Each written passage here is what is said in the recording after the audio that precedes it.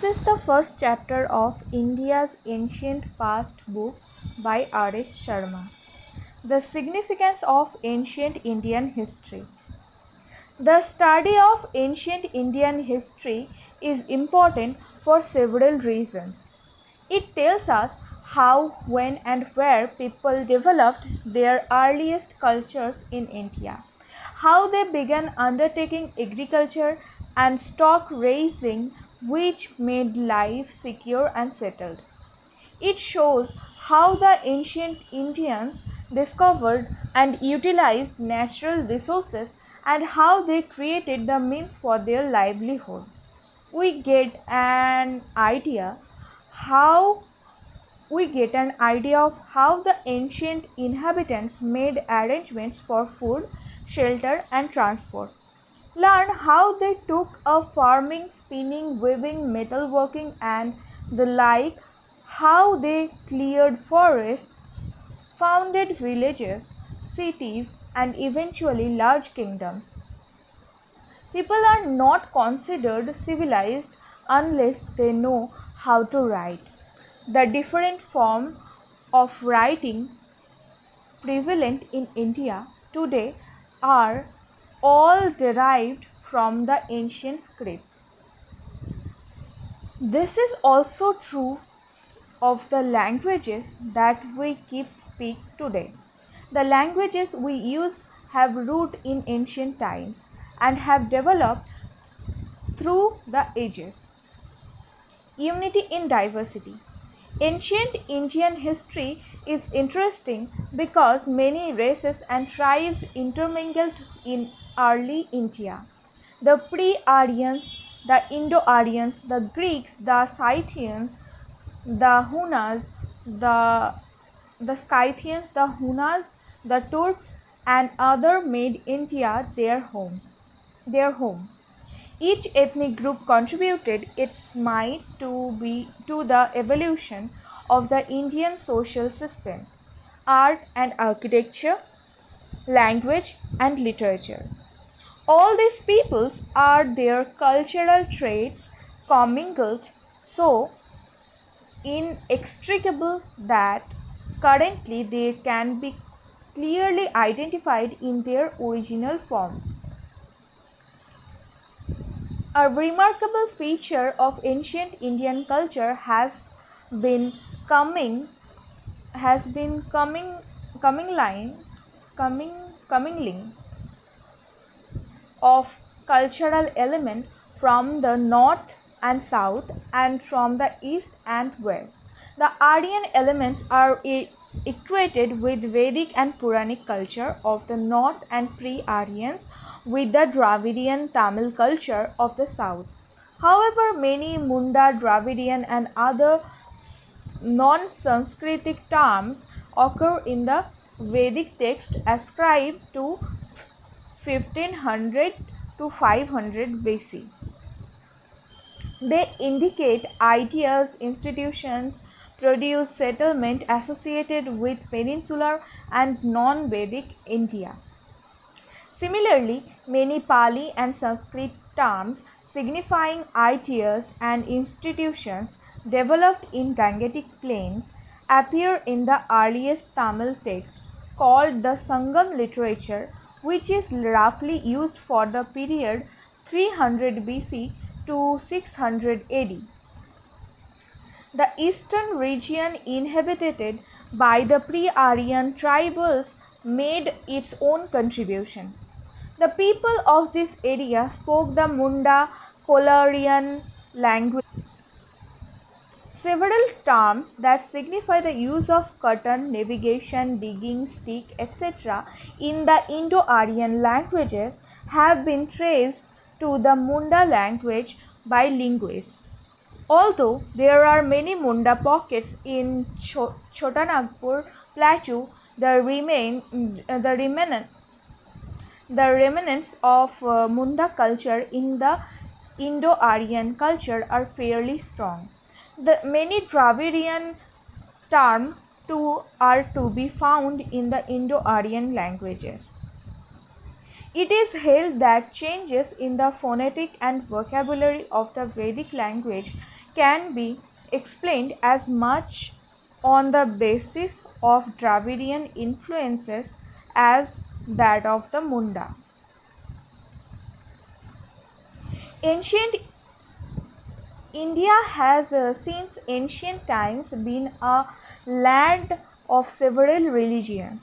Ancient India saw the birth of Brahmins or Hinduism, Jainism, Buddhism, but all these cultures and religions intermingled and interacted, thus, though Indians speak different languages, practice different religions, and observe different social customs. They follow certain common style of life. Our country shows a deep underlying unity despite great diversity. Ancient the ancient strove for unity. The Indian subcontinent was geographically well defined and its geographical unity was supplemented by cultural integration. Though their existence may state languages, cultures, and communities, gradually people develop territorial identity. The states or territorial units are called Janapadas, were named after the different tribes. However, the country as a whole came to be named Aryavarta after the dominant cultural community called the Aryans. Aryavarta denoted northern and central India and extended from the eastern to the western seacoast. The other name by which India was better known was Bharatvarsha or the land of Bharatas. Bharata, in the sense of tribe or family, figures in the Rig Veda and Mahabharata. But the name Bharatvarsha occurs in the Mahabharata and post-Gupta Sanskrit text. The name was applied to one of the 9 divisions of the earth, and in the post-Gupta period it denoted India. The term Bharati or an inhabitant of India occurs in post-Gupta texts. Iranian inscriptions are important for the origin of the term Hindu. The term Hindu occurs in the inscriptions of 5th and 6th centuries BC. It is derived from Sanskrit term Sindhu, linguistically become in Iranian the linguistically S becomes H in Iranian. The Iranian inscriptions first mention Hindu as a district on the Indus. Therefore, in the earliest stage, the term Hindu means the territorial unit. It neither indicates a religion nor a community. Our ancient poets, philosophers, and writers viewed the country as an integral unit. They spoke of the land stretching from Himalayas to the sea as the proper domain of a single universal monarch. The king who tried to establish their authority from the Himalayas to Cape Comorin and from the valleys of Brahmaputra to the east to the land beyond the Indus in the west were universally praised. They were called Chakravartis. This form of political unity was at least twice in ancient times. In the 3rd century BC, Ashoka extended his empire over the whole of India, bearing the extreme south. His inscriptions are scattered across a major part of the Indo-Pakistan subcontinent and even in Afghanistan. Again, in the 4th century AD, Samudragupta carried his victorious arms from the Ganga to the border of Tamil Nadu. In the 7th century, the Chalukya kings Pulakeshin defeated Harshavardhana, who was called the Lord of the whole of North India. Despite the lack of political unity, political formation, all one single geographical unit persisted in the mind of conqueror and cultural leaders. The unity of India was also recognized by foreigners. They first came into contact with the people living on Sindhu or the Indus, and so they named the entire country after this river. The word Hind or Hindu is derived from the Sanskrit term Sindhu, and on the same basis the country became known as India, which is very close to the Greek term for it. India came to be called Hind in Persian and Arabic languages. In post-Kushan time, the Iranian ruler conquered the Sindh area and named it Hindustan. We find continuing effort to establish linguistic and cultural unity in India. In the 3rd century BC, Prakrit served as the lingua franca through the major part of India. Ashoka's inscriptions were inscribed in Prakrit language, mainly in Brahmani script. Later, Sanskrit acquired the same position and served as the same language in the remote parts of India. This process was conspicuous during the Gupta period in 4th century. Although India witnessed the rise of numerous small states during the post-Gupta period, the official documents were written in Sanskrit. Another notable fact is that the ancient epics, the Ramayana and the Mahabharata, were studied with the same zeal and devotion in the land of the Tamils as in their intellectual circles of Banaras and Takshila. Originally composed in Sanskrit, various versions of these epics were produced in different local languages. However, whatever the form in which Indian culture, values, and ideas were expressed, the substance remained largely the same throughout India. Indian history is especially worthy of our attention because of a peculiar type of social system which developed in India.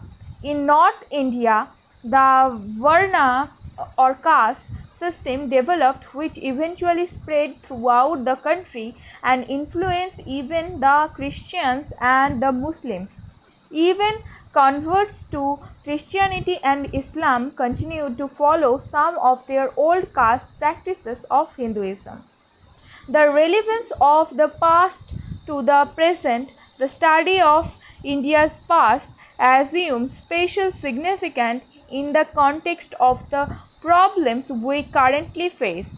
Some people clamor for the restoration of ancient culture and civilization. A substantial number are sentimentally swayed by what they consider to be the past glories of India. This is different from a concern for the preservation of ancient heritage in art and architecture.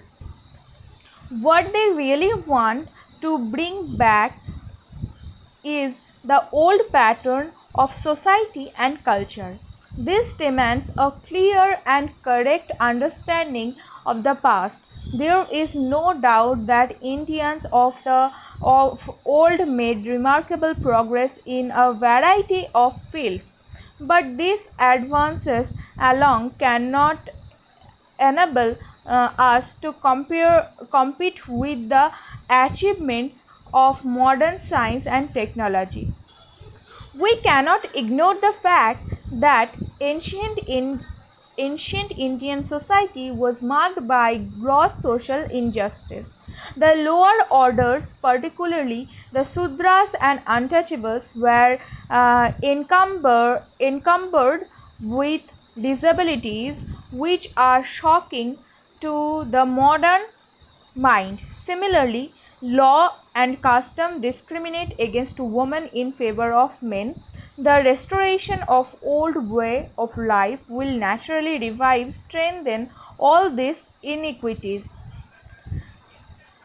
The success of ancients in surmounting the difficulties presented by nature and human factors can build our hope and confidence in the future, but any attempt to bring back the past will mean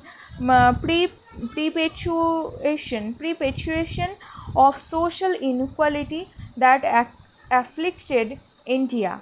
All this makes it essential for us to understand what the past means. We have many survivals of ancient, medieval, and later time persisting in present.